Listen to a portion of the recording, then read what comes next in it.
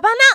私の名前は早苗。夫の聡と小学生の息子と幼稚園の娘がいる主婦です。もともと働くのが好きだった私は、子供たちがいないお昼の時間に子供たちの大好きなハンバーガーショップで働いています。あら、早苗さん、こんにちは。舞子さん、こんにちは。舞子さんはスタイルがよく綺麗な方で、とても双子の子供がいるようには見えません。髪もツヤがあり、指先にはキラキラと輝くネイル。話を聞けばエステにも行っているんだとか。早苗さん、見るたびにその服着てない？そんなことはないと思いますけど、楽な服装していることは多いですね。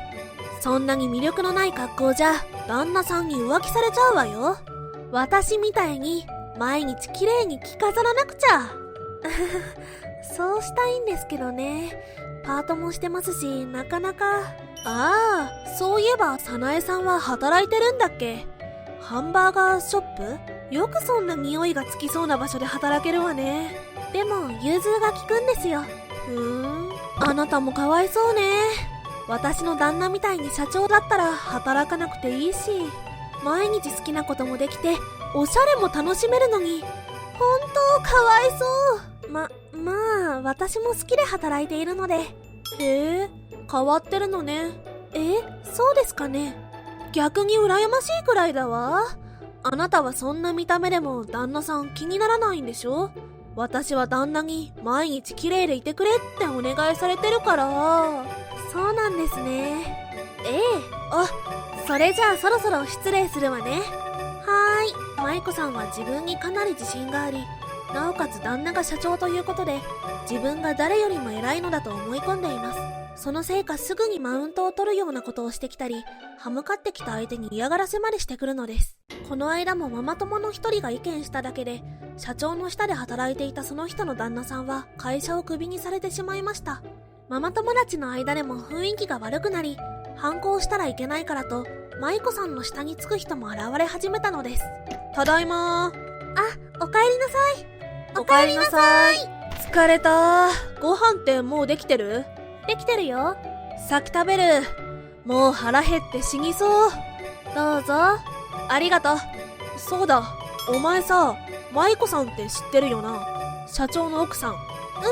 もちろん知ってるよ。それがどうかした？なんかさ、最近よく会社に来るんだよな。で、何もせずじっと仕事してる俺たちを眺めてるの。なんでだろうね。わっかんね。早苗、それとなく聞いといてくれよ。やだよ。できるだけ関わらないようにしてるもの。そこをなんとか頼む。この通り。機会があったらね。やった。ありがとう、早苗。機会があればと言ったので、私は聞くつもりは全くありませんでした。いつものようにパートを終わらせ、幼稚園に向かっていた私は、お迎えの時間が迫っていたこともあり、近道をすることにしました。一本道を外れると、ホテルが立ち並ぶ道に出るのですが、そこを通るだけで5分短縮できるので、時間がない時はよく使っているのです。とあるホテルから人が出てきたと思い、ちらっと見ればそこにいたのは舞子さんでした。幸い向こうは気づいていないので、慌てて姿を隠し、私はそっとスマホで写真を撮影。女の勘が働きに働き、もしや会社で男を物色しているのではと考えついた私はサトシにそれを相談しました。その数日後。早苗さん、あなたの旦那さんのことを訴えるから。なんでですか？ちょっと待ってください。意味がわからないのでちゃんと説明してください。あなたの旦那さんに盗撮されたの？最低でしょ？消してって言っても消してくれないのよ。盗撮って犯罪でしょ？だから訴えるの。なるほど、わかりました。でも舞子さん、盗撮よりもっと最低なことしてたんじゃないですか？